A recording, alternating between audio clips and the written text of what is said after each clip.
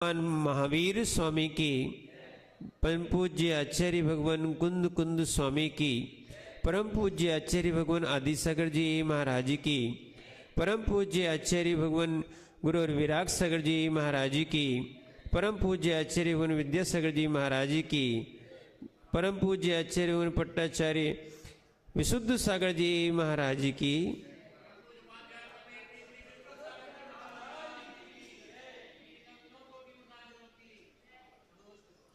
भू चेतनात्माओं,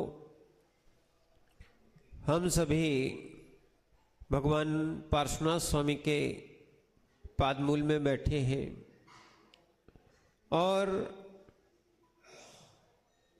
आचार्य भगवान कुंद कुंद स्वामी की जो देशना है रेण सार के माध्यम से हमें मिल रही है और ये हमें समझा रही है कि श्रावक धर्म और श्रवण धर्म का हम कैसे पालन करें, क्योंकि बिना श्रावक के और आगे बढ़ते हुए मुनि के रत्नत्रय का और निर्वाण का फल प्राप्त नहीं होता। तो इसीलिए आचार्य भगवान यहाँ समझाते हैं कि जो मात्र बाह्यलिंग कर्म का क्षय का हेतु नहीं बनता है। क्या है? बाह्यलिंग जो गाथा नंबर 83 में अपन ने पढ़ा था, जो आत्मा को नहीं जानता है वह सम्यक्त से रहित होता है। सुनो भैया, आत्मा को नहीं जानता वो सम्यक्त से रहित होता है। कम्मणा खवेदी जो परम ब्रह्मम जानदी सम्मम उमुख को, ये आचार्य महाराज ने 83 गाथा में कहा था कि इसीलिए आत्मा को या जो परमात्मा को नहीं जानता, सुनो भैया, ये गाथा अगर देखी जाए तो प्रवचन सार जी की 80 नंबर की गाथा से बिल्कुल मिलती है। ये गाथा कुंद कुंद स्वामी की ही है, ग्रंथ है, पर यहाँ थोड़ा सा परिवर्तन है। उन्होंने गाथा नंबर 80 में लिखा है, जो जान दी अरहंतम दव्वत गुणत पज्जते हिम सो जान दिया पाड़म। बस यही बात को यहाँ पर लिखा है। आचार्य महाराज ने थोड़े से शब्दों को परिवर्तन करके लिखा है, जो आत्मा परमात्मा को नहीं जानता, जो आत्मा परमात्मा को नहीं जानता वह सम्यक्त से रहते हैं।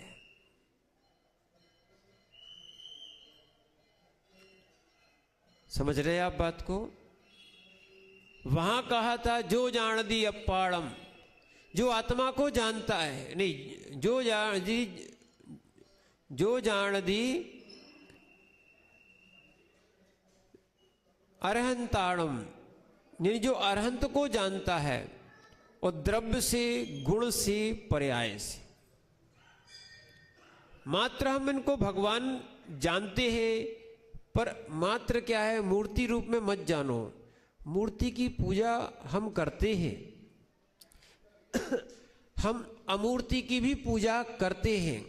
नया विषय सुनो, जैन दर्शन मूर्ति को भी मानता है, यानी मूर्तमान को भी मानता है, अमूर्तमान को भी मानता है।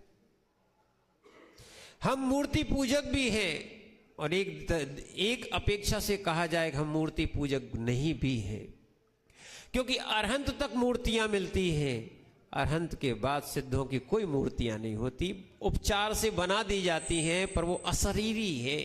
हम मने शरीर सहित भी पूछते हैं और शरीर रहित भी पूछते हैं। कभी भूल से कोई कह नहीं देना कि हम शरीर रहित भगवान को नहीं पूछते। सिद्ध परमात्मा कैसे है? अशरीरी। एक ही शब्द में उत्तर, अशरीरी। सुनना, हम शरीर को भी पूछते हैं, हम अशरीरी को भी पूछते हैं। हम अशरीरी को इसलिए पूछते हैं क्योंकि हम गुण ही देखते हैं, और हम शरीर को इसलिए पूछते हैं कि गुण का आधार होने के कारण शरीर भी पूज्य होता है। पूज्यते मात्र हम गुणों को ही हैं। सुनो भैया, जहां तुम्हें गुण मिलेंगे वहां तुम्हारी पूज्यता होना चाहिए।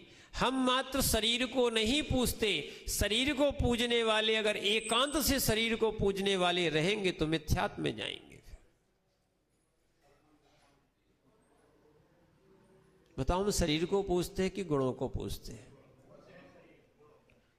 हम गुणों को ही पूजते हैं। वंदे तद्गुण लब्धे, वंदे तद्गुण लब्धे, पर आधार आदि संबंध होता है, आधार आदि संबंध होता है। अभी न्याय दीपिका में विषय ही चल रहा था कि देखो, जब हमें अग्नि सिद्ध करना पड़ती है तो अग्नि जहां जहां होती है वहां वहां सिद्ध करते हैं। कहीं अग्नि बिल्कुल चौके में मिलती है अधिकतर, और कहीं पहाड़ पे भी अग्नि मिलती है। जहां से धुआं मिलेगा उस लक्षण से, अनुमान से हम पहचान जाएंगे कि यहां धुआं है तो अग्नि होना चाहिए। ऐसी जहां जहां गुण मिलते हैं उस आधार को भी क्या है, आधेय बनाया जाता है। ऐसे ही यहां भी ध्यान रखना, ये अगर देखा जाएगा तो अकेली मूर्ति पूज्य नहीं है, गुण के कारण मूर्ति पूज्य हुई है। किसके कारण? गुणों के कारण मूर्ति पूज्य हुई है, गुणों के कारण मूर्ति पूज्य हुई है। इसी कारण ध्यान रखना, हम परमात्मा को पूजते हैं, गुणों से पूजते हैं। इसलिए उमा स्वामी जी ने मंगलाचरण में तत्वार सूत्र के लिखा है, वंदे तद्गुण लब्धे। हमारी वंदना गुणों के लिए होती है। और ध्यान रखना, ये भी नहीं कहना कि उनके गुण हमारे अंदर आ जाएं, तो उनके अंदर तो गुण ही नहीं बचेंगे, सबको बांट देंगे तो उनके गुण बचेंगे क्या? हाँ, उन जैसे गुण हमारे प्रकट हो जाएं, यानी हम भी गुणों का भंडार है। बस ये है, हमारे अंदर राग लगा हुआ है। सबसे खतरनाक कोई वस्तु होती है, जितना द्वेष भी नहीं होता उतना होता है राग।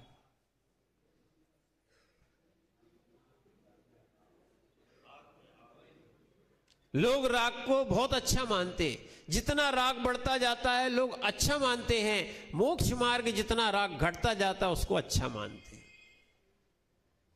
रागी रागी ढूंढता है, बैरागी राग को कम करके आनंद में रहता है। रागी को अगर रागी ना मिले तो मन नहीं लगता, उसका समय नहीं कटता है। क्यों भैया, भी ऐसे ही है कि नहीं? राग के कारण कहां कहां घुमाते हो तुम?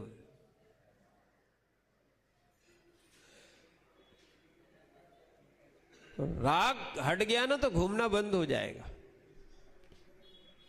फिर एक और लिखा है नियम सार जी में, शरीर जली भले विहार करता हो फिर राग नहीं होता। और इसलिए राग नहीं होता ना, हम लोग रोज नए नए घरों में आहार करने जाते हैं, फिर भी बंधु को प्राप्त नहीं होते।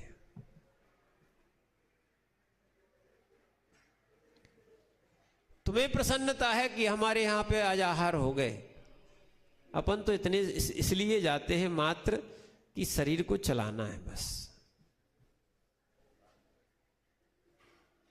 जैसे गाड़ी में ओगन डाला जाता है ना, बैलगाड़ी में ओगन डालते थे, चीची नहीं करे गाड़ी। हाँ, नहीं तो वे सिंगई भी चेचे सिंगई हो जाते थे।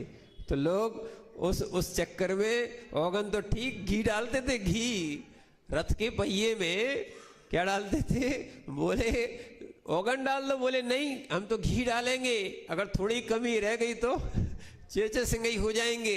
इस कारण से हाँ, अब कई कई बातें हो जाती हैं, तो एक को बोल दिया तो दूसरे सावधान हो गए। तो कहने का अर्थ है कि वो इतना कीमती घी भी कहां डाल देते हैं, ओगन के रूप में डाल देते हैं। ऐसे ही मात्र घर को जाते हैं या कहीं जाते हैं तो आहार के लिए जाते हैं। किसके लिए? हाँ, उसलिए वो बंधक नहीं है। पूज्यपाद स्वामी ने भी लिखा है, ब्रुवन्नपि न ब्रूहते गच्छन्नपि न गच्छते स्त्री कृतात् तत्सस्तु पश्यन्नपि न पश्यति। बोलते हुए भी साधु बोलता नहीं है, चलते हुए भी साधु चलता नहीं है, ठीक है। और गच्छन्नपि न गच्छते, ब्रुवन्नपि न ब्रूहते, पश्यन्नपि न पश्यति, देखते हुए भी वो देखता नहीं है। कौन?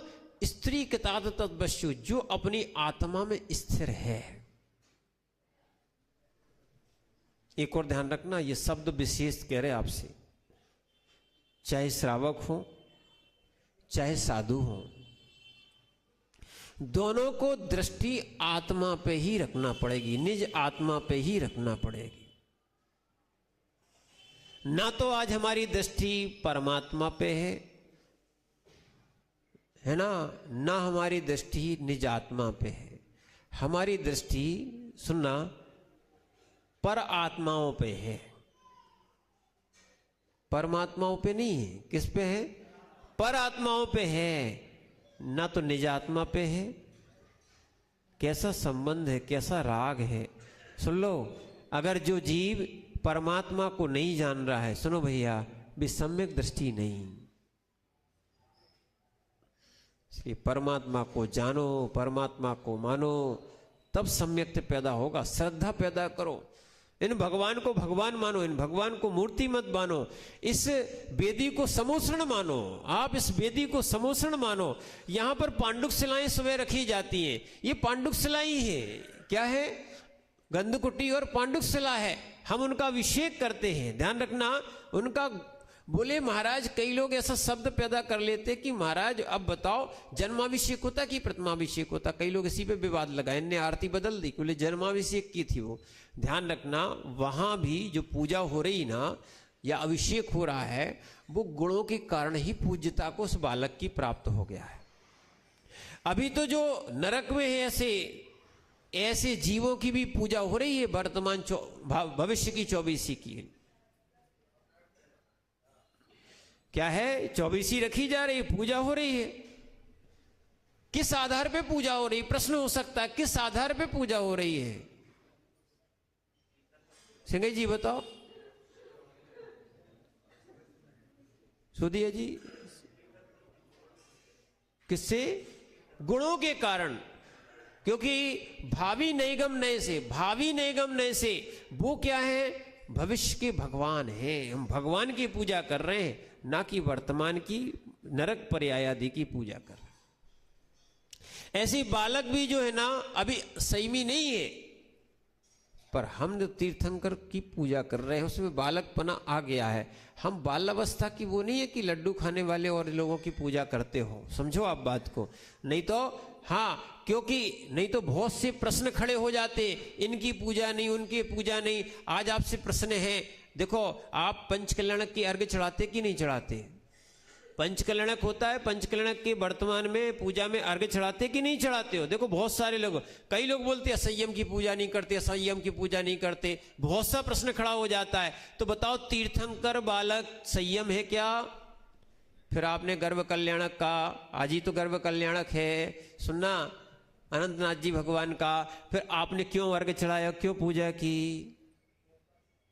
संयम है ही नहीं, अभी तो वो पैदा ही नहीं हुए, अभी गर्भ में है, तो कैसे अर्घ्य चढ़ाया? आ रहा ना, समझ में आ रहा ना? जो भगवान बनने वाले, इसलिए अपन ने उनकी पूजा की। जन्म भी हो गया, संयम में है नहीं, 8 वर्ष अंतर मुहूर्त तक तो क्या है? सम्यक्त के ग्रहण करने की योग्यता ही नहीं है, सम्यक्त प्राप्ति नहीं कर सकता। फिर भी जन्म का भी पूजा होती है और अभिषेक, अर्घ्य चढ़ाया जाता है और अभिषेक भी होता है। किस आधार पे? किस आधार पे? गुणों के आधार पर। पूज्य गुण होते हैं, और जिसमें वो गुण होंगे वो भी पर्याय पूज्य होगी। वो भी 8 वर्ष था। हाँ, मनुष्यों का तो यही है। देवों का अंतर मुहूर्त लगता है, त्रियंचों का भी जैसा जिसका जन्म होता है उनके भी हिसाब से उनका दिखा गया है। और ऐसी नारकी भी अंतर मुहूर्त के बाद वो भी सम्यक्त प्राप्त करने की योग्यता रखता है। अभी ये जीवकांड जी में विषय चल रहा है, कल गाथा ही आ गई। क्या है? बहुत अच्छा विषय चल रहा है, समझो सम्यक्त का ही था। सम्यक्त कितनी गतियों में हो सकता है? सम्यक्त कितनी गतियों में हो सकता है? नहीं मालूम ना, इसलिए थोड़ा सा स्वाध्याय किया करो। अभी आपको बहुत अच्छी बात बता रहे, अपन सोच रहे हैं भगवान को पूज लिया अपन तो बस भगवान बन जाएंगे, भगवान हमें क्या कर देंगे, मोक्ष में रख देंगे। भैया ये बातें नहीं होती हैं। आज समझने का प्रयास करना, गाथा भी आज भिन्न आ रही है। सुनो, सबसे पहले बता रहे ना, परमात्मा को जानने वाला जीव सम्यक दृष्टि होता है, विषय यही था ना। तो अच्छा ये बताओ, ऐसा सम्यक दृष्टि जीव कौन कौन बन सकता है, किस किस गति का जीव बन सकता है? सुनो भैया, जो लोग पूजा कर रहे हैं वो भी सुन लें, नहीं तो पूजा तो कर लोगे, अब ये नहीं पता कि सम्यक दृष्टि होंगे कि नहीं होंगे। सम्यक दृष्टि जीव कौन कौन हो सकता है? चारों गतियों में सम्यक तो हो सकता है। एक नई चीज भी आई, वो बताना आवश्यक है, क्योंकि दोपहर की क्लास में अल्प लोग आते हैं, ठीक है। बाकी लोगों का क्या है, विशेष पुण्य नहीं है, और कुछ नहीं कहें, नहीं तो पढ़ना चाहिए। उन्होंने लिखा है 9 कारण बताए हैं, तब जाके सम्यक तो होता है। कितने कारण? एक और चीज बताई है, विषय पे आ रहे, बताएंगे कौन कौन सी गति में। पहला तो यही प्रश्न है उसमें, यानी प्रश्न नहीं, पहला एक ही प्रकरण है कि चारों गतियों में सम्यक तो होता है। सबसे अच्छे सुन लो, निर्वेद सागर जी, पढ़ना अलग बात है और लगाना अलग बात है। पढ़ना अलग बात है, लगाना अलग बात है। गाय देखना अलग बात है, गाय लगाना, हाँ, दूध तभी मिलेगा जब गाय को देखने से दूध मिल जाता होता तो राजा तो ठीक था वो, है ना। तो क्या था, गाय को लगाना पड़ता है, और लगाने के पहले खिलाना भी पड़ता है। क्या है? हाँ, और खिलाने के साथ पुचकारना भी पड़ता है। क्या करना पड़ता है? ये भी, हाँ, नहीं तो क्या है, आपको जो चाहिए वो उपलब्धि नहीं मिलती है। इसीलिए उस चीज को समझो। तो ऐसे ही सम्यक्त के लिए अकेले चारों गतियां काम की नहीं है, चारों गतियों में सम्यक्त तो हो सकता है, ठीक है। उसके बाद एक कारण बताएं, बाकी तो आप लोग बहुत कुछ जानते हो, नहीं जानते हो तो आप जीव कांड में पढ़ लेना। उसमें एक लिखा है, शुभ लेशा में ही सम्यक तो होता है, यानी पीत, पद्म और शुक्ल, जिनकी कृष्ण, नील और कापोत लेशा है, ऐसे लोगों को सम्यक्त नहीं होता। बोलिए, अब ये चीज समझ में नहीं आ रही। आपने वो शिवानी भैया, वो पेड़ देखा, पेड़ जो 6 आदमी काट रहे हैं, ठीक है ना, लेशा दर्शन उसका नाम रहता है, लेशा दर्शन। एक व्यक्ति जमीन से काट रहा है, आम खाना है, और क्या कर रहा है, पेड़ काट रहा है। एक तना काट रहा है। आज भी लोगों को समझ में नहीं आता। पर्यावरण की बात करते, एक आध लेख लिखो ना, इनको पहुंचाओ। पर्यावरण की बात करते हो, जहां देखो वहां पेड़ काट रहे हो तुम लोग।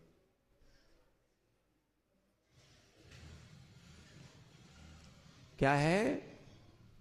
तो पेड़ की बात बता रहे हैं, इससे घटित हो जाता है। ये तो मात्र उपलक्षण है, मात्र एक चीज बताई गई है, परिणामों की दशा है क्या, ठीक है ना। तो कई लोग पेड़ काट रहे जमीन से, खाना क्या है, फल, खाना क्या है, फल, ये कृष्ण लेशा वाले। दूसरा क्या है, टहनियां बड़ी बड़ी काट रहा है, क्या शाखाएं जिसको कहा जाए उसको काट रहा है। एक तीसरा व्यक्ति टहनियां काट रहा है, ठीक है ना। चौथा व्यक्ति पूरे गुच्छे तोड़ रहा है। पांचवा व्यक्ति मात्र पके पके आम तोड़ रहा है। छठवां व्यक्ति नीचे के डले हुए आम खा रहा है। पर क्या करें, लोगों की दृष्टि है। देखो हम आपको बताएं, सबकी दृष्टि में यही लिखा है। एक बच्चे की टी शर्ट पर लिखा हुआ था, आजकल पहन तो लेते, पता नहीं रहता क्या क्या लिख रहता है। और सबसे बड़ी इंग्लिश को बहुत अच्छा मानते हैं। अगर इंग्लिश लिखी मिल जाए तो अरे हाँ, अपन क्या अंग्रेज हो गए, एडवांस क्या हो गए अपन लोग। हाँ, उसमें लिखा था, इंग्लिश का अनुवाद बता रहे आपको, उसमें लिखा था चोरी के फल बहुत मीठे होते हैं।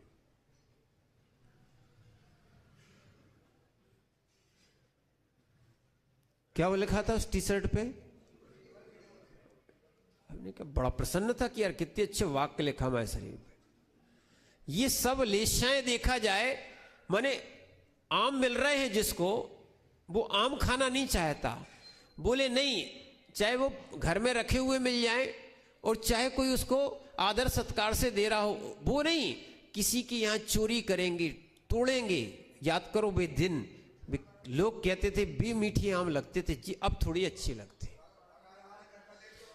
सुनना, लोग मार रहे हैं, लोग गालियां बक रहे हैं, उसके बाद भी बेर या भी आम खाने में बड़ा आनंद आता था। कौन सी?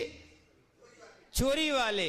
ऐसी लोगों की धारणा है, ये सब कृष्ण नील कापोत लेशा वाले। बोले बे अच्छे लगते थे, जो पुण्य के उदय से तुम्हें मिल रहा है वे अच्छे नहीं लग रहे। जिनको अभी वर्तमान में भी धर्म ध्यान मिल रहा है, देवशास्त्र गुरु बड़ी सहज मिल जाते हैं, वे अच्छे नहीं लगते। सहज वाले महाराज अनिल भैया वे अच्छे नहीं लगते हैं। समझ रहे हैं आप बात को? सोचो, फिर लड़ो और झगड़ो और ऐसा करो वैसा करो, फिर अच्छा लगता है ये चीजें। ये अपनी जो है ना, अपन सोचें कि उस लेशा में कहां हमारा स्थान है। या लोग सोचे कि जो व्यक्ति सल्ल वाला हो, जो व्यक्ति निंदा वाला हो, वही व्रती बनता है। नहीं, यहां तो कह दिया है, जीव कांड में आया है, जहां 3 अशुभ लेशाओं के साथ सम्यक्त नहीं होता।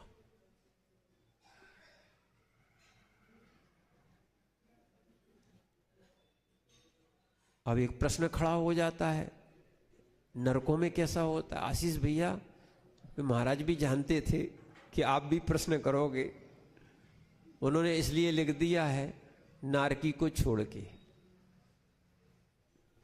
क्योंकि नरकों में नियम से अशुभ लेशा ही होती है। वहां एक क्षण के लिए शांति नहीं है।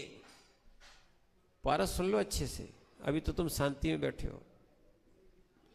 एक क्षण के लिए शांति नहीं है।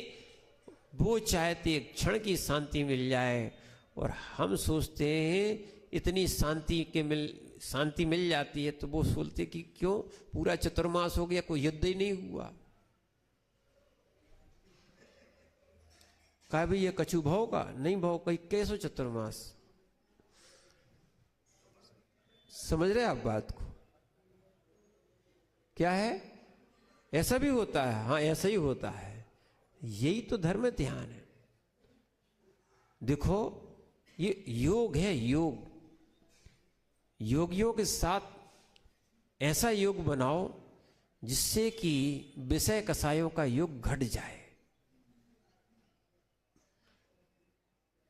प्रभु के चरणों में आने के बाद जब गाय और शेर अपना बैर भूल जाते हैं, तो हम क्यों याद रखें?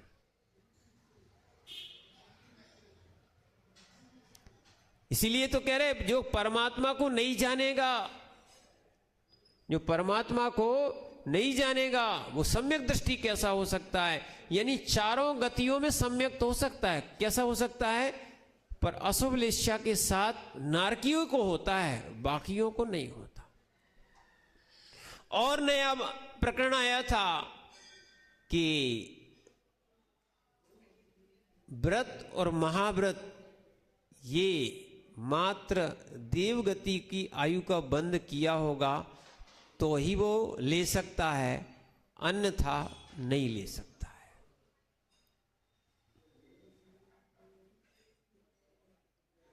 653 थी, 653 नंबर की गाथा थी जीव कांड की।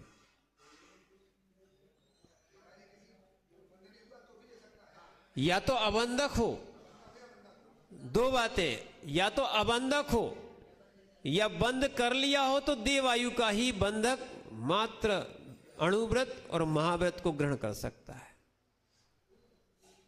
हम इसलिए बता रहे हैं कि लोग फोटोएं लगाते ना स्वर्गवासी की, तो देख लेना ये स्वर्गवासी की फोटो में क्या है, व्रत है कि नहीं, महाव्रत है कि नहीं, तो स्वर्गवासी की लगा सकते हो। यथार्थ बात है, वो उपचार और व्यवहार तो करना ही पड़ेगा, वो निभाना पड़ता है कि अब कोई कैसा भी हो तो कहना तो पड़ता ही है।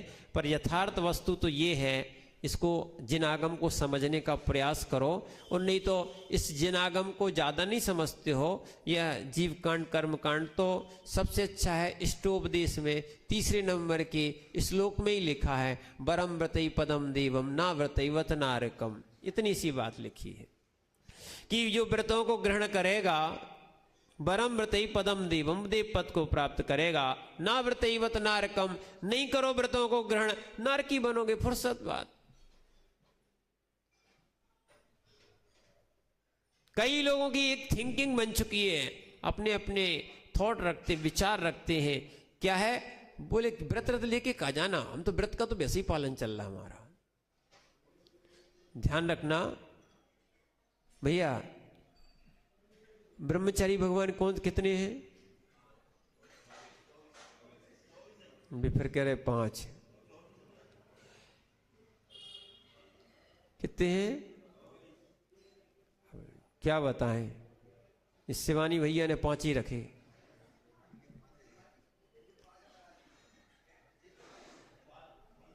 इनके 5 का अंक और 5 बोले हमारे। कई लोग ऐसी ऐसी चीजें पकड़ लेते, समझते नहीं है,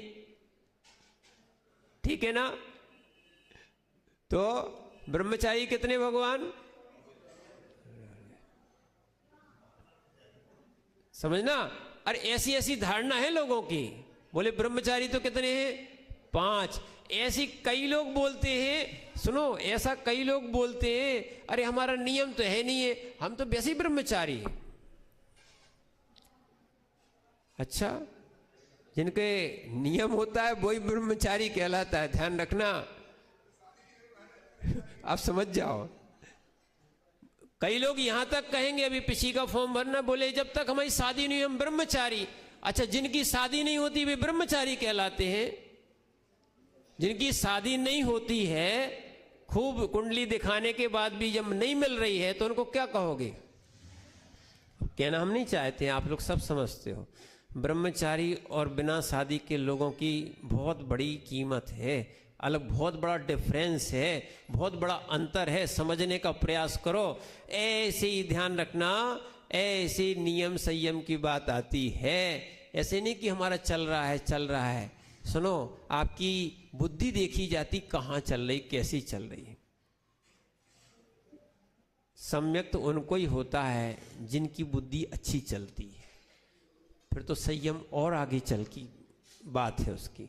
और मोक्ष मार्ग तो सम्यक्त भी होना चाहिए, ज्ञान भी सम्यक होना चाहिए, और साथ में चारित्र तीनों जब मिल जाते तब मोक्ष मार्ग प्रारंभ होता है। अभी तो मार्ग मिला है, क्या है ये? मोक्ष नहीं है ये, अभी मोक्ष का मार्ग मिला है। और जब मार्ग ही पे जो नहीं चल रहा है वो कैसे मोक्ष मार्गी? ध्यान रखना, ये तो अंत में कुछ लोग सुधारने के लिए कर लेते हैं कि अंत में हमारी दीक्षा हो जाए, पर वास्तविकता तो यही है। क्या है? वो तो मार्ग मिला है। रत्नात्रय जब मिलेगा, मार्ग मिला है, मार्ग में चलना पड़ता है। और जिसकी अभी इसलिए तो बता दिए, जिसकी 3 आयु का बंद हो जाए, मनुष्य, नरक और त्रियंच, वो व्रती नहीं बन सकता, महाव्रती नहीं बन सकता। या तो अबंधक होना चाहिए या देवायु का बंधक होना चाहिए। इसीलिए पर सम्यक तो चारों गतियों के जीव प्राप्त कर सकते हैं, पर उसके साथ भी कंडीशन दे दी, 3 अशुभ लेशाएं नहीं होना चाहिए।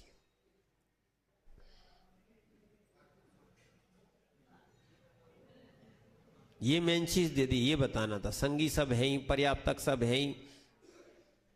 मूल बात क्या है? अशुभ लेशा नहीं होना चाहिए।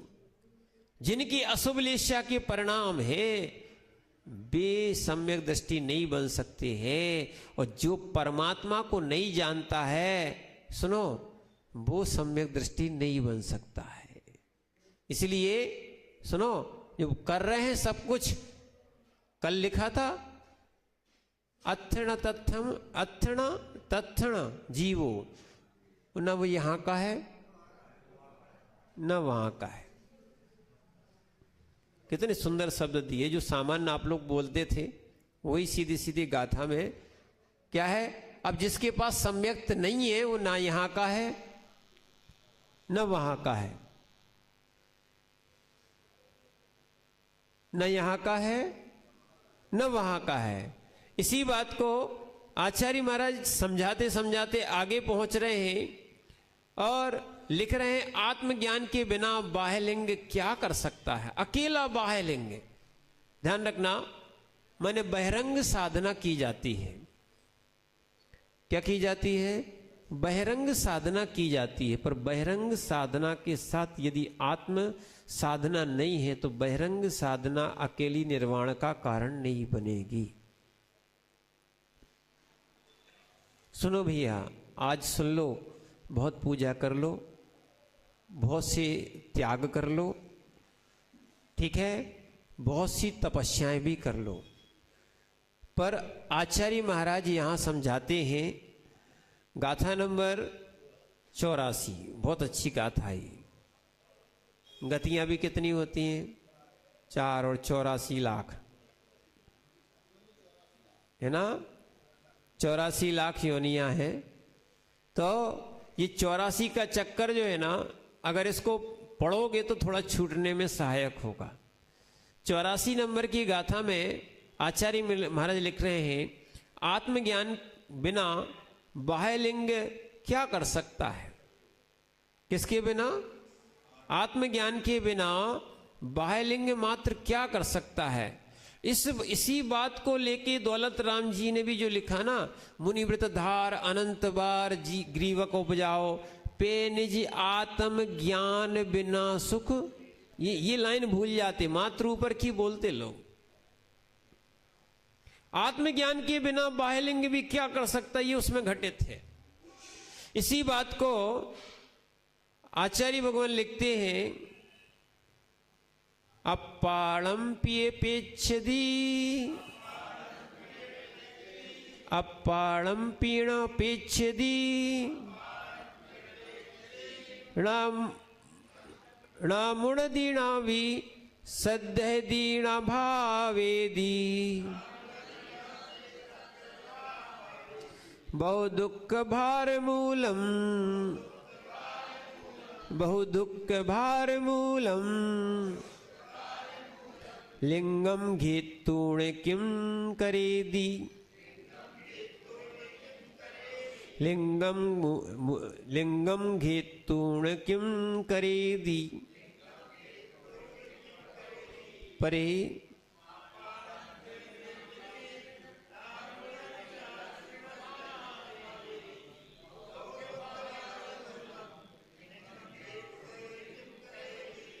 आचार्य महाराज लिख रहे हैं, जो साधु, सुन लो भैया, अब तो यहां पे निर्गंथ की बात शुरू हो रही है,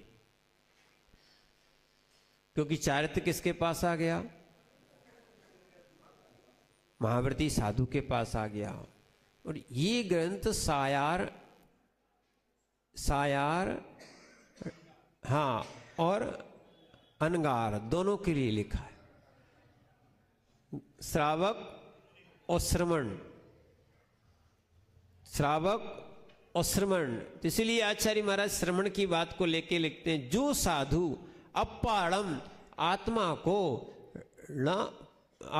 को पीणा पेच्छति, यानी भी नहीं देखते। हाँ, निरीक्षण कह दो, देखते यानी निरीक्षण करना कह दो। और आंखों से दिखती थोड़ी है, अनुभूत नहीं करते, उसको देखना ही कहेंगे। व्यवहार में क्या कहेंगे? हाँ, जो साधु आत्मा को नहीं देखता है, नहीं देखते हैं, और ना मुणदी, ना उसको मनन करते हैं। ना आत्मा को देखना है, ना मनन करना है, न विसद्येति, नहीं आत्मा का श्रद्धान करते हैं, और न भावेदी, भावेदी, और ना ही आत्मा की भावना करते हैं।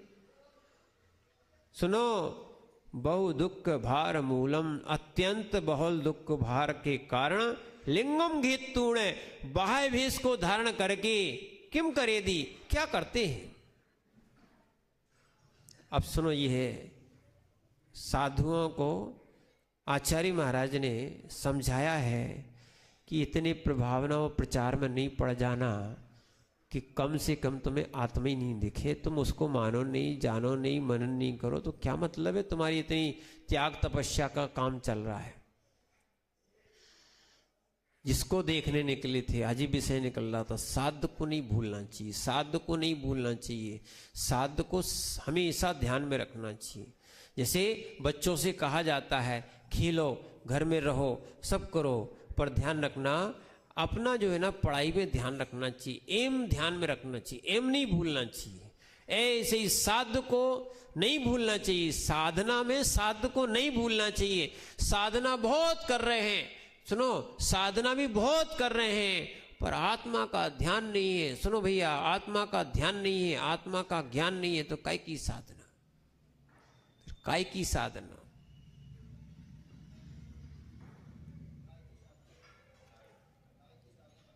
हाँ, क्या है, कई कई बार ये शिवानी भैया हमारे पीछे पड़ जाते कि महाराज जी आपको नीचे ही से राग है, ऊपर काहे नहीं आते हो।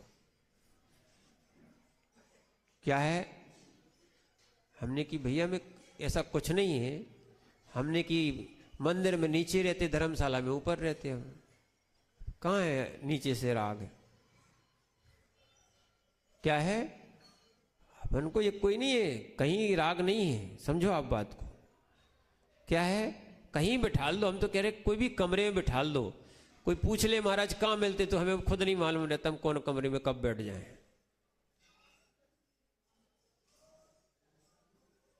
ये लोग ढूंढते रहते, ये लोग भी। हाँ, विजय भैया वगैरह आते हैं, सोचे ढूंढते हैं कि हम महाराज कहाँ और क्यों मिलेंगे, सब ढूंढ मारते। ठीक है ना। कहने का अर्थ ये है, अपन को तो क्या है, वास्तविकता में आत्म ध्यान करना चाहिए। तो पंचम काल है, वास्तविकता तो ये पंचम काल है, तो हम लोगों को नगरों में और ये चातुर्मास आदि करना पड़ रहा है, रुकना पड़ रहा है। समझो आप बात को। पंचम काल नहीं होता तो कहीं भी बैठ के आराम से चतुर्मास, क्या है, हाँ, उच्च सहनन रहता है ना, तो कोई दिक्कत नहीं है। जहां पर उत्कृष्ट सहनन होता है, सब सहन हो जाते। पंचम काल के साधुओं को सुनो, ऐसे भी लोग हैं, साधु तो वही कहलाते जो जंगल में होते। हे मिथ्या दृष्टियों, आगम को तो जानो थोड़ा सा। जिन आगम की आज्ञा है कि पंचम काल के साधु क्या है, धर्मशालाओं में और मंदिरों में, जिनालयों में रहें। समझ रहे ना। ऐसा नहीं है कि जंगलों में रहे, सेना नहीं है। और ध्यान रखना, अरे कई लोग मानते थे, ठीक है, किसी कारण से कोई गए हुआ, पर वास्तविकता में हम लोग भी जानते हैं। अभी एक ही दिन के लिए तो मड़िया जी गए थे। सुनो सुनो सुनी कह रहे, पंडित जी कामलू काका सोचने लगे तुम, अब तुम इतने आ जाओ, अब जगत में मत घूमो। अच्छा, वो नहीं कह रहे, आपकी लाजे इतने सुनो लग रहा, तो हम उतने नहीं कह रहे। हमारा ये कहना है कि वहाँ जब हम गए थे तो वहाँ पर्वत पे पैर रखने में विचार करना पड़ रहा था। हम सीढ़ियों पे वंदना के लिए जैसे ही गए, सीढ़ियों पे बता रहे, पक्की सीढ़ियों पे बता रहे, वहाँ भी क्या है, एक जगह मिल गई, नहीं तो हम भी वंदना नहीं करते। और भी वहाँ जंगल आदि गए, पीछे भी गए हमने, कि जंगलों में जब रह सकते थे जब कोई आवागमन ना हो, नहीं तो पैर जहां रखोगे वहां जीव राशि थी। इसीलिए बिल्कुल आचार्यों ने जो जो लिखा है, आगम में जो जो लिखा है यथार्थ है, बिल्कुल यथार्थ है। ये हम 22 साल से अनुभूत करते आ रहे हैं। ना मानो तो ना मानो। जैसा उठना बैठना चलना खाना पीना सोना जो भी लिखा है बिल्कुल सत्य लिखा है, यथार्थ लिखा है, अनुभूत से लिखा है और केवल ज्ञान से ही लिखा गया है। पंचम काल के साधु धर्मशालाओं और मंदिरों में रहे। कहां रहे? हाँ ठीक है ना, पर ध्यान रखना, रहे तो धर्मशाला और कहां रहे? मंदिरों में रहे, पर फिर भी अपनी आत्मा में ही रहे।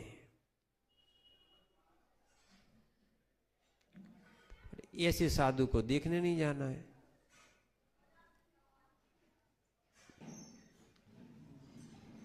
बोले काय के साधु? कछु कराते नहीं। अरे भैया साधु की दशा ये है,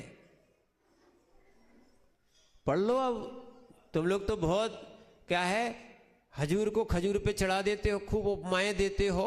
अब समझो साधु कैसा होता है। और जो साधु साधना नहीं करता है, आचार्य महाराज ने कहा लिंग धारण करके क्या करोगे तुम? आत्मा को नहीं देख रहे, जान रहे, पहचान रहे, मनन नहीं कर रहे, चिंतन नहीं कर रहे हो, ठीक है? तो अब क्या कर रहे हो? तुम कितनी साधना कर लो, कितनी तपस्या कर लो, है ना, बाह्य वेश धारण करके क्या करते हो अकेले?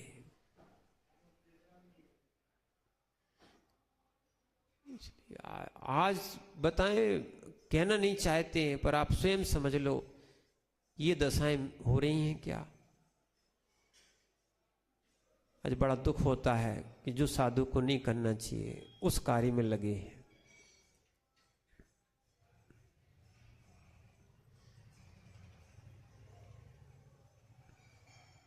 ये है, ग्रंथ खुल जाता है, आगम खुल जाता है तो सब स्पष्ट हो जाता है। स्पष्ट ही तो लिखा है। वो आत्मा का निरीक्षण नहीं कर रहा, आत्मा को देख नहीं रहा है, आत्मा को जान नहीं रहा है, ना ही आत्मा को सुनो श्रद्धान कर रहा है। हाँ हाँ, ये आत्मा को नहीं देख रहा है, ना आत्मा का मनन कर रहा है, सुनो, और ना आत्मा को श्रद्धान कर रहा है, ना आत्मा की भावना कर रहा है, सुनो, काय का साधु? उसके लिए कहा गया कितने ही बहुत सारे, बहु क्या लिखा है, क्या है? बहु दुख भार मूलम, और अधिक दुख का भार के कारण बाह्य विष मात्र धारण किए, ठंड सहन कर रहे हैं, गर्मी सहन कर रहे हैं, कांटे सहन कर रहे हैं, भूख प्यास सहन कर रहे हैं, सब कुछ सहन कर रहे हैं। इतना सहन करने के बाद यदि क्या नहीं किया, आत्मचिंतन नहीं किया, तो फिर कोई काम का नहीं है। और सुन लो, नहीं तो कई लोगों ने माला फेरने का नाम सामायिक रख लिया है। बोले माला फेर ली, सामायिक हो गई। माला फेरी जाती है, हम आपको बता रहे, वो भी एक कारण है। वास्तविकता में सामायिक में तो आत्मा का चिंतन किया जाता है।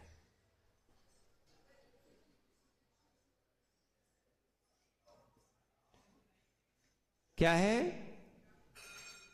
अच्छे सुनो भैया, और सामायिक में क्या करना चाहिए? सबसे पहले आत्मा का चिंतन करना चाहिए। हम लोगों की सामायिक की विधि में भी और आप लोग की सामायिक की विधि में भी थोड़ा सा अंतर है। हम लोग विशेष रूप से आत्मा का चिंतन करते हैं। चैत्य भक्ति, पंचमा गुरु भक्ति, उस समाधि भक्ति, ये भी अनिवार्य है। 3 भक्ति भी पढ़ते हैं। क्या है? ये भी पी, नहीं तो आप बैठे कहीं एक माला हो गई। मैं एक जन अहमदाबाद में सुना, बोले हम तो आज 10 सामायिक करके आए। हमने कि हम लोग नहीं कर पाते 10 सामायिक, तुमने कहां से कर ली? बोले एक माला की एक सामायिक। हमें तो चीज मालूम नहीं कौन सी आगम में लिखी है, 10 सामयिक 20 सामयिक।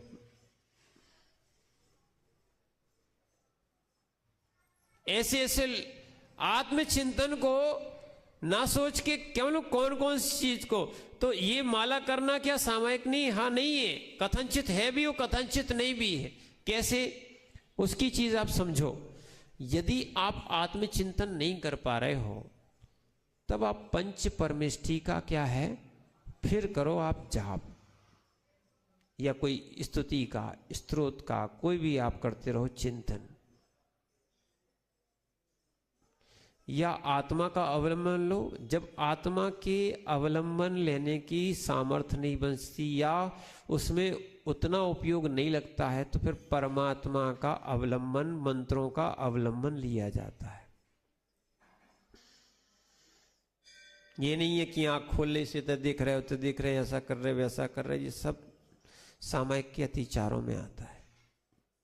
और आप भी जो है ना, जबरदस्ती जब कोई सामयिक बैठे हो महाराज, दरवाजे खोलने का, पूछने का कोई प्रयास मत करो। अतिचार ना लगने दो। आप कितने ही भक्त हो जाओ, आप सामयिक चल रही है ना, सुनो, आप धीरे से, या तो आप भी सामयिक करो, वहां बैठ के इंतजार करो, या फिर आप जैसा भी बन सके वैसा आप काम कर लो, पर कम से कम साधना की, साधक की साधना की विधि में आप कोई विघ्न उपस्थित मत करें। और राग भी करना विघ्न है कि महाराज हम तो बहुत दूर से आए, जाना है, जी करना है, वो करना है, नहीं, बात नहीं, इतनी हो गई, आपको दर्शन हो गए ना, बहुत अच्छी बात। सुन लो भैया, बड़ा दुर्लभ है आत्मा का चिंतन करना। जगत का चिंतन तो अनादिकाल से हम करते आए हैं। आत्मा के चिंतन के लिए ही ये पर्याय मिली है, अन्यथा इसलिए हम आपसे कह रहे थे कर लो पूजा। बस लोग तो पूजा पाठ करके चले जाते, काय का स्वाध्याय और काय की प्रवचन सुनने ही नहीं है, उनको तो कोई मतलब ही नहीं है।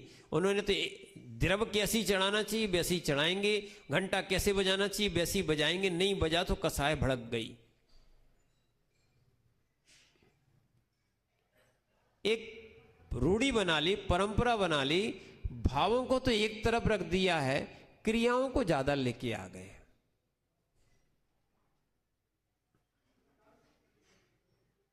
जबकि ये सोचना चाहिए पूजा जब सार्थक होगी, मंदिर आना तब सार्थक होगा।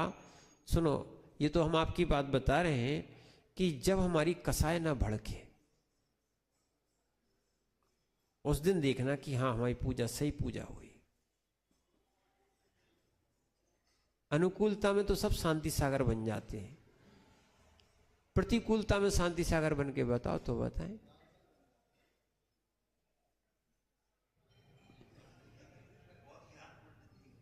क्या है?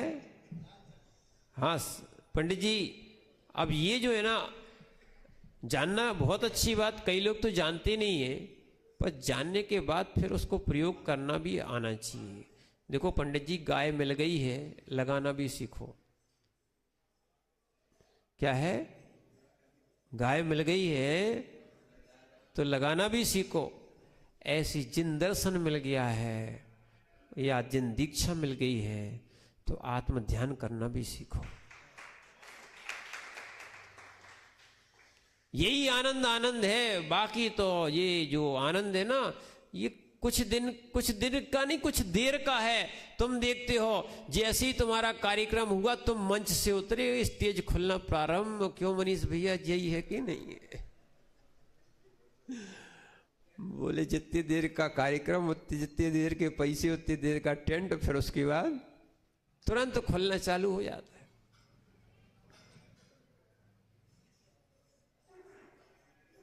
सुनो, दुनिया को देखती है चमक धमक, फुलवन की महक। किसको देखती है? दुनिया को देखती है। सुनो, ये चमक, ये धमक है ना, और चाहिए साथ में फुलवन की महक। पर ध्यान रखना, ये साधु महाराज हैं, ये भी आत्मचिंतन के लिए बने हैं।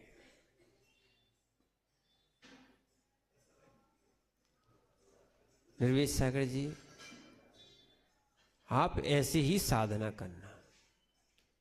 वास्तविकता में लोग समझते हैं कि आत्मा का चिंतन क्या करें। जो चिंतन करना प्रारंभ कर देता है, सुनना, इतनी अनुभूति और इतना आनंद आता है, घंटों घंटों।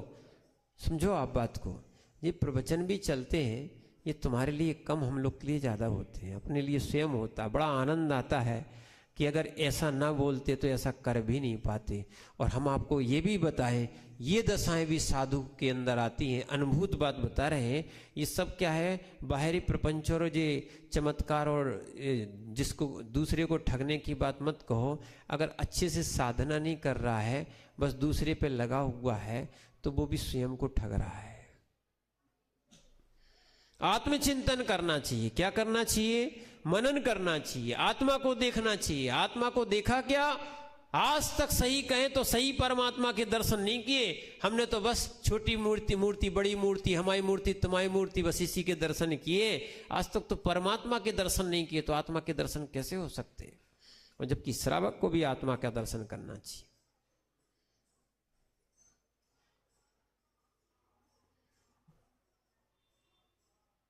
साधु को भी करना चाहिए। इसलिए चाहे तुम हमें यहां बिठाल दो, चाहे बीच में बिठाल दो, चाहे ऊपर बिठाल दो, कोई अंतर नहीं आता। जिसको आत्मा देखना है, जिसको परमात्मा देखना है, उसको कोई अंतर नहीं आता। इससे भिन्न दशाओं में बड़ा अंतर आता है।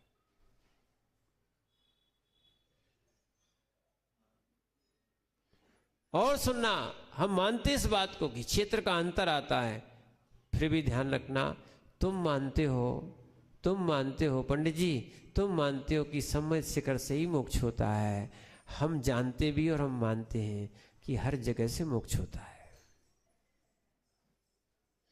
ऐसा ढाई द्वीप का कोई भी क्षेत्र नहीं है, ऐसा कण कण भी कोई स्थान नहीं बचा जहां से कोई सिद्ध ना हुआ।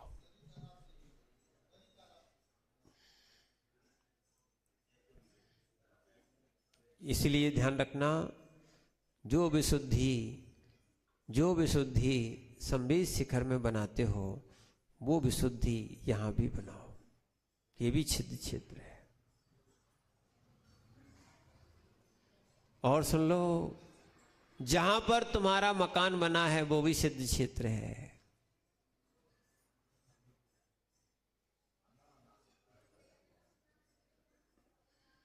शमशान भी सिद्ध क्षेत्र है। वर्तमान का नहीं है तो बात अलग है, ठीक है, वो भी सिद्ध क्षेत्र है। ऐसा कोई कण कण नहीं बचा जहां से कहीं मुक्ति ना हुई हो। हम तुमसे ढाई द्वीप की बात कर रहे हैं, तुम नरक पहुंच गए हो।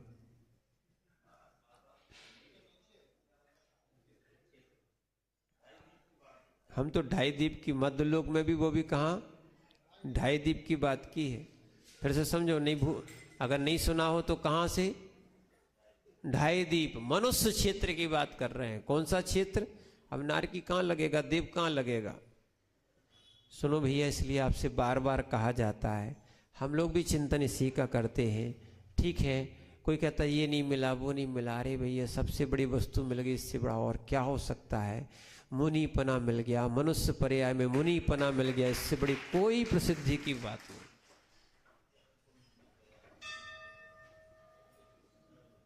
क्या है?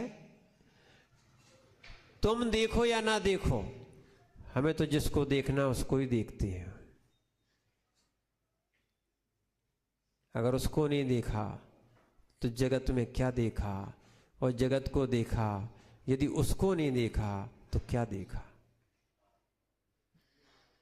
इसलिए इस आत्मा को देखो। हम कह रहे ना, लगता है कि लोग शरीर को देखते हैं, लोग संग को देखते हैं, लोग गुणों माने और चीजों को देखते हैं। ये देखना नहीं होता है। निज आत्मा को देखो। देखो, नहीं तो आचार्य महाराज लिख रहे हैं, नहीं तो आत्मज्ञान के बिना तो बाह्य लिंग शून्य है। आत्मज्ञान ऐसा नहीं, लिंग पाहुड़ तक में लिखा है।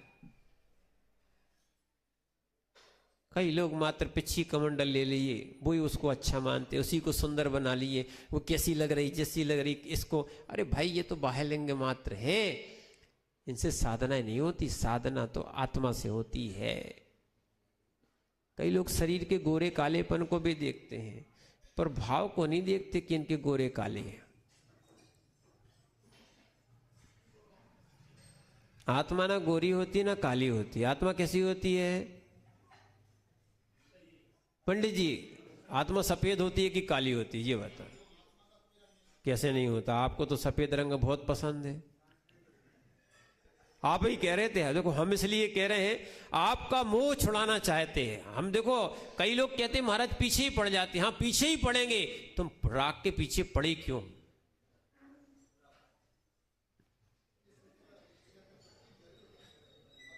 ध्यान रखना, आज विषय आया, समझो। लेस्या बहिरंग लेस्या जो दिखी जाती, काली पीली सफेद वगैरह, ध्यान रखना ये लेस्या से अंदर की दशाओं को मत देखना। आत्मा ना काली होती, ना पीली होती, ना लाल होती। जैसे कई लोगों ने कह लिया पचरंगा पचरंगा पचरंगा। सुनो, 5 वर्ण मान लिए कि बहिरंग के मान लिए, किसके? तीर्थंकरों के जो मान लिए आपने, ये बहिरंग मान लिए। आत्मा का कोई रंग नहीं होता।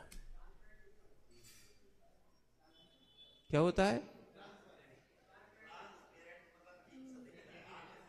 हम सोच रहे कौन सा ट्रांसफर करवा रहे हैं आप? का ये आप प्रेस वाले आदमी है, बात तो जाए।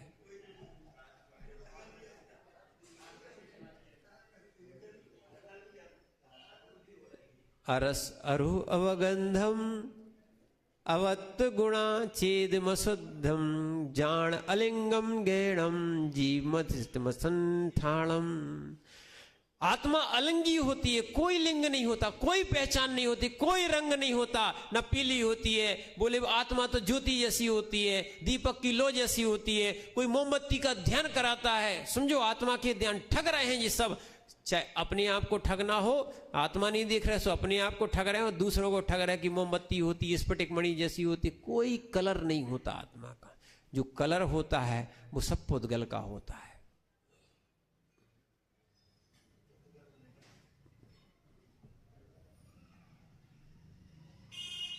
इसीलिए देखो, ध्याता को चाहे शिखर जी में बिठाल दो और चाहे यहां बिठाल दो,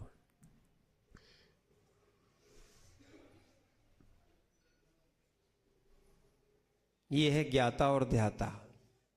सही ज्ञाता और ध्याता, ठीक है ना? अन्यथा सुनो, अन्यथा आत्मा को नहीं देखा और बाह्य लिंग को बहुत साधनाएं कर ली, कुछ मिलने वाला नहीं है। इसलिए समझो आप बात को, बहुत क्लेश उठा लिया। इसलिए तो कह रहे मुनि व्रत धार अनंत बार ग्रीवक उपजाओ, ग्रीवक तक पहुंच जाओ।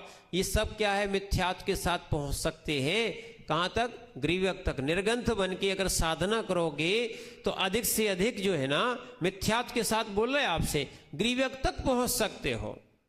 पे निज आत्म ज्ञान बिना सुख लेश न पाओ। एक लेश मात्र का भी सुख नहीं मिला है, क्योंकि लेश मात्र का सुख चाहिए है तो ये शरीर में नहीं होता है, ये आत्मचिंतन से और आत्म ध्यान से होता है, आत्मानुभूति से होता है। प्रत्येक जीव को आत्मानुभूति होती है। आत्मा की अनुभूति को आत्मानुभूति बोलते हैं। इस शब्द को भैया एक कोई संगठन से, एक कोई संप्रदाय से नहीं बांध देना। प्रत्येक जीव पर की और निज की दोनों की अनुभूति लेता है। आत्मानुभूति होती है, आत्मानुभूति होती है। आप अनुभूति लेते नहीं, आप पुद्गलों की अनुभूति जैसे लेते हो वैसे अपनी भी अनुभूति लेते हो। खट्टा मीठा कौन जानता? अच्छा, रसना इंद्री जानती है। तो एक काम करना, मुर्दे के मुख में रसगुल्ला डालना,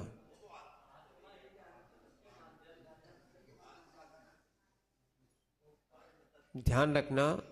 वेद वेदक भाव भी समझो। वेदक कौन? वेदक कौन? सुख दुख का वेदक कौन? सुन कौन रहा? कान सुन रहे? कान सुन रहे? और सुनना, और बता दे, कान भी नहीं सुख रहे। जिनका उपयोग यहां नहीं लगा, भी कहो बातों में लगे हो, क्यों पढ़ रहे हो, क्यों कुछ कर रहे हो, भी होते हैं। कान होने के बाद भी सुनाई नहीं पड़ रहा। हाँ, उपयोग जहां लगा होगा, यानी इसीलिए स्पष्ट तत्वार्थ सूत्र में उपयोगो लक्षणम, जीव का लक्षण लिखा है सीधा सीधा, न चैतन्य लिखा न कुछ लिखा है। क्या लिखा है? उपयोगो लक्षणम, उपयोग ही आत्मा का लक्षण है। जहां तुम्हारा उपयोग है वो ही सुनता है, वो ही अनुभूत करता है।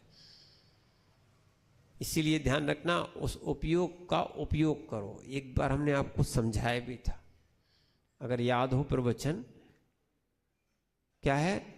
उपयोग का उपयोग करना चाहिए, उपयोग का दुरुपयोग नहीं करना चाहिए। जो विषय कसायों में जाना है, जो इंद्रिय और शरीर आदि में जाना है, जो उपयोग का दुरुपयोग है। और उपयोग को उपयोग में लगाना ही साधना है।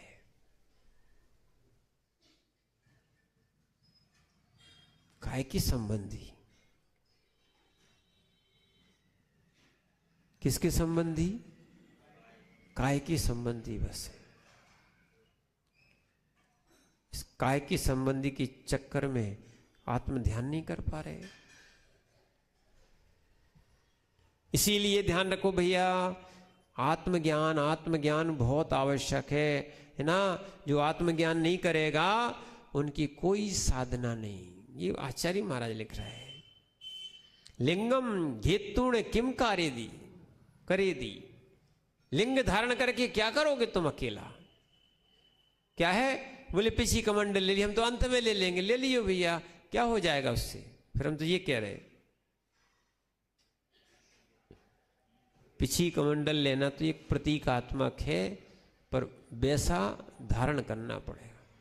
जब पिछी इतनी ऋजु होती है तो परिणाम कितने ऋजु करना पड़ेगा।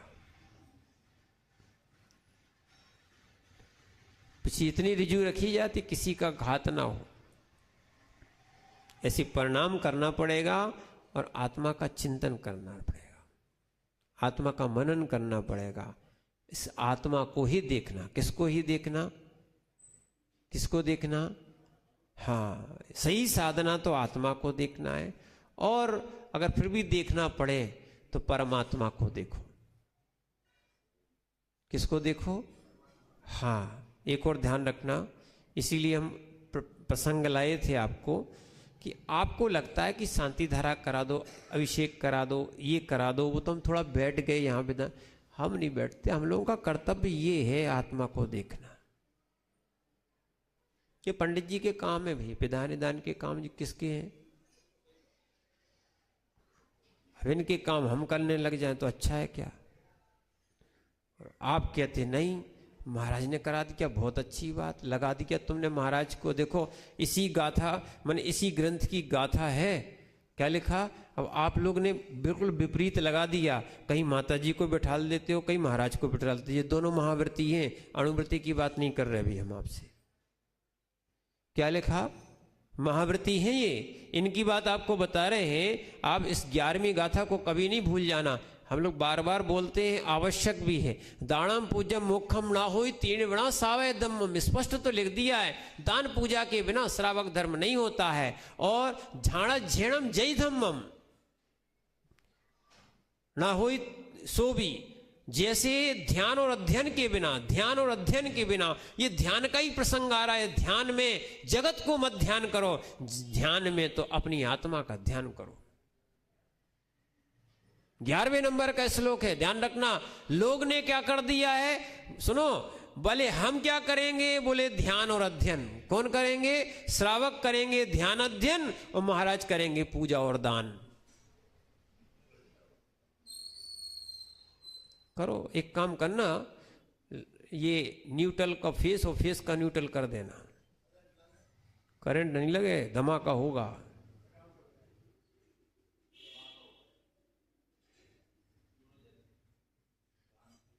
अब आज क्या चाहिए? बोले दान पूजा। कौन करे? वो भी वही साधु कहलाता। वो नहीं करे तो साधु नहीं कहते। बोले काय के साधु? अरे ये साधु तो ये दशा है। क्या है? इसीलिए आप लोग चौका लगाते, महाराज नहीं लगाते। हमने बताया क्यों? आप अपने लिए बनाते। बोले हम आपको आहार करा देंगे। महाराज चौका लगाने बैठ जाए तो क्या करेंगे फिर? काय की साधना?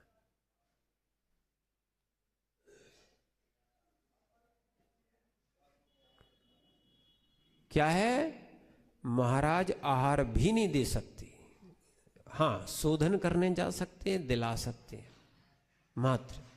एक साधु के आहार इसलिए पहले श्रावक को भेजते हैं, नहीं तो वो श्रावक को जैसे अरे महाराज अगर हमें को हाथ से खिला दें। और सुनना, कई लोग कहते महाराज जी टीका लगा दे, माला पहना दे, बहुत अच्छे महाराज। क्या क्या बताएं। सुनो सुनो, बहुत सी बातें। ये गंदोदक का भी नया सिस्टम चल गया कि महाराज जी लगाओ। लगा लो ना, क्या भगवान का है, हमने दे दिया, हमने हाथ लगा दिया, वही उपत्ति कर दिया, बहुत बड़ी बात। आप माने जो कार्य साधु को नहीं करना चाहिए वो कराना चाह रहे हो, सुनो, वो कराना चाहते, अगर वो कर ले तो महाराज, वो क्या कर ले, वो कर ले तो महाराज। हाँ, ये भी लिखा है। अब आपको क्या बताएं, मूलाचार बता रहे, साधु पूजा कर सकता है, अष्टद्रव्य से पूजा कर सकता है, साधु अष्टद्रव्य से पूजा कर सकता है, मूलाचार जी में लिखा है। पर धोएगा नहीं, कोई देगा तो कर देगा, यहां तक लिखा है। हाथ भी लगा सकता है। किस में लिखा है? मूलाचार में लिखा है। और सुन लो भैया, अब हमें मालूम कि बहुत सी बातें बनेंगी, हम विषय भी ऐसा देते, बनाओ तो बातें, क्योंकि आगम तो पढ़ा नहीं है तुमने। और हम भी कहते हैं जब तुम बातें करोगे तो हम तुमसे कहेंगे प्रमाण दो, हम दे रहे प्रमाण तुम्हारे लिए। पंडित जी, जब भगवान की प्रतिष्ठा होती है, सारी पूजाएं, सारी विधियां महाराज से ही कराई जाती हैं। पहली पूजा तो महाराज ही करते।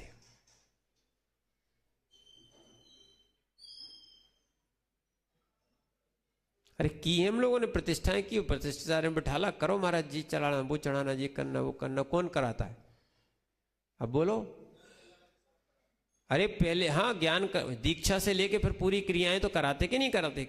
अब बताओ। अरे पुष्प का अभिषेक तक करवा देते। कौन सा? जो वो उनकी विधियों का है। अब वो क्या है, पंडाल के एक पर्दे के अंदर होती हैं सारी क्रियाएं। पर अरे बेकाय को हम लोग भी तो साथ में रहे, कई बार तो हम लोग साथ में ही रहे, सभी सभी सभी सुन दो, पूरी क्रियाएं होती, बहुत सी क्रियाएं होती। श्रावक देता जाता, वो करते, वो भी कर सकते, समझना। वो क्रियाएं तो एक बार लिखी भी हैं, देखी हैं। जो तुम ये क्रियाएं बता रहे, ये बताओ हमारे लिए कौन से ग्रंथ में लिखी, हम ये बोल रहे। बताओ। नहीं तो महाराज धागा बांधो, सुनो सुनो, हाँ बांधो। अरे एक दिन आए हमारे पास बहुत सारे लोग, महाराज जी आज ये है तो आप कम से कम बांट देना, दे देना। अरे हमने की कह बांध दो, हमने कि हम लोग को खोलने की तो विधि मालूम है, बांधने की विधि नहीं मालूम। क्या है? और उनके लोग भक्त बन जाते कि महाराज ने बांध दिया, महाराज के नाम का। समझो आप बात को, उनके आप श्रद्धांश से, देवशास्त्र गुरु के श्रद्धांश से जो धारण किए हो, मौली आदि का विधान माने आपके विधान में है ना। श्रावक जो के ना पंडित जी भी बांधते हैं, बहुत सारी चीज़ें उस विधान के अनुष्ठान में तुम्हारे सकलीकरण आदि में की जाती हैं। पर ये सारी क्रियाएं महाराजों को मत इसमें लिप्त करो। महाराज की क्रिया है आत्मध्यान करो। सुनो सुनो भैया, क्या करें, विवेक के चक्कर में तुम लोग विवेक लगाते ही कहो, ठीक है ना। बहुत सी क्रियाओं में, ये पक्की बात मान के चलना, बहुत सी क्रियाओं में, सुनना, इसी बहुत सी क्रियाओं में ये बिल्कुल गाथा आई है, आप इसको समझना बहुत आवश्यक है। नहीं तो आत्मज्ञान के बिना मुनि व्रत धारण करना अनंत बार, बिल्कुल यही गाथा है, वो समझो आप बात को, कोई मतलब का नहीं रहेगा। और भी एक गाथा अपनी 85 नंबर की है, पढ़ दे, बस पढ़ दे रहे अकेला, उसमें भी यही है, आत्मा की भावना के बिना दुख ही दुख है, ये समझना। क्या लिखा? आत्मा की भावना के बिना, सुनो भैया, इसमें दुख ही दुख मिलेगा आपको। गाथा नंबर है 85। जावण जान दियप्पा और एक और ध्यान रखना, ये विशेष रूप से मुनियों के लिए लिखी है। किसके लिए लिखी है?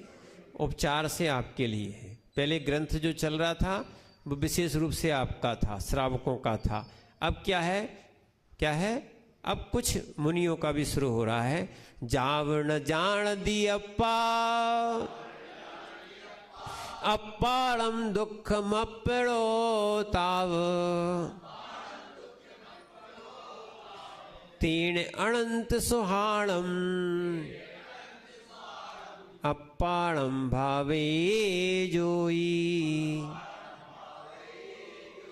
पढ़िए।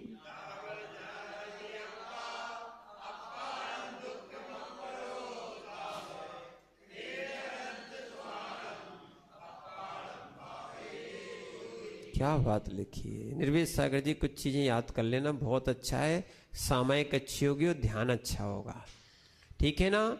जावण माने जान दिए अप्पा, क्या लिखा? जब तक आत्मा को, सुनो, जब तक अप्पा यानी आत्मा को, अप्पाड़ में माने आत्मा आत्मा को, अप्पा अप्पाड़म आत्मा आत्मा को नहीं जानता, जब तक आत्मा आत्मा को नहीं जानता मैंने तब तक आत्मा को अपड़ो माने आत्मा को दुखम दुख है।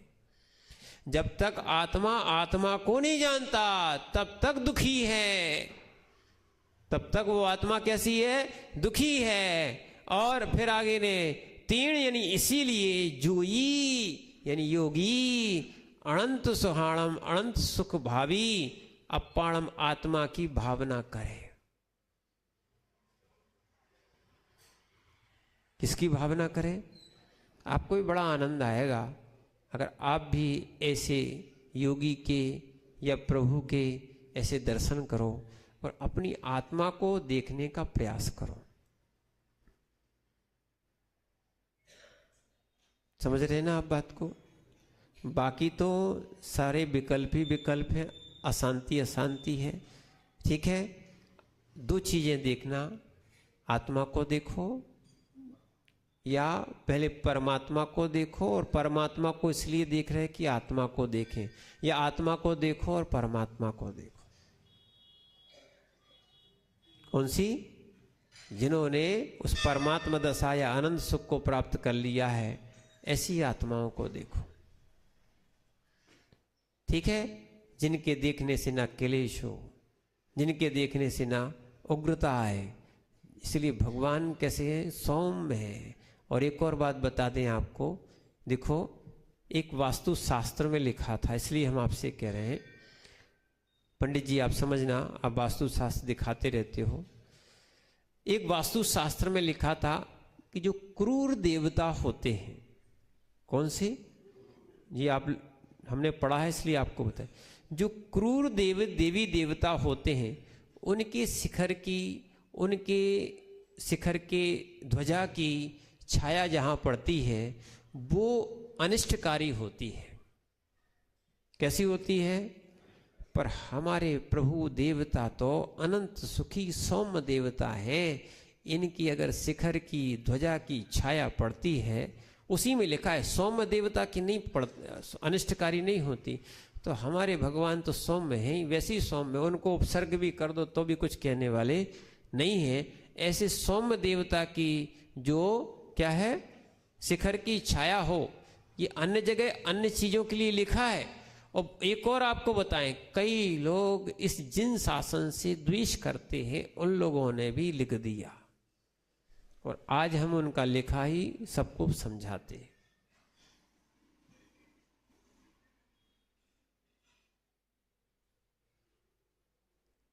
क्या है?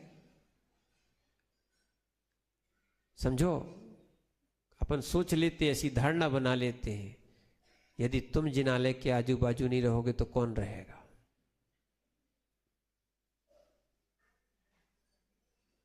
समझो। और सुनना, भगवान जो है ना, जब साक्षात किसी का अनिष्ट नहीं चाहते, चाहते क्या? करते ही नहीं है ना, शराब देते हैं। सुन लो भैया, ये अपने यहाँ कोई शब्द नहीं है। न रूठते हैं, न शराब देते हैं, न वरदान देते हैं, नहीं करते ना। न जिनके पास अस्त्र है, न शस्त्र है, सौम्य मूर्ति है, नासाग्र दृष्टि है, अनंत सुख में लीन है, वो ध्यान रखना वे कभी किसी का अनिष्ट नहीं करते। न उनके मंदिरों की या शिखरों की छाया अब किसने कैसी लिख दी है वो जाने, पर हम तो ये मानते हैं जिन देवता जिन शासन के भगवान कभी किसी का अनिष्ट भी नहीं चाहते, साधु नहीं चाह सकता तो भगवान कैसे चाहेगा। ठीक है, ये तो क्या है, आत्मा में रमण करने वाले जीव है, आनंद सुख को प्राप्त करने वाले जीव हैं। इसलिए अपन भी आत्मा की भावना भाएं और उससे अपन को सुख मिलेगा। जो आत्मा की भावनाएं साधु नहीं भाएगा, सुनना, चाहे श्रावक नहीं भाएगा, वो ही दुखी मिलेगा। इसलिए अपन सुख चाहते हैं तो आत्मा की भावना करें। ओम नमः सिद्धि।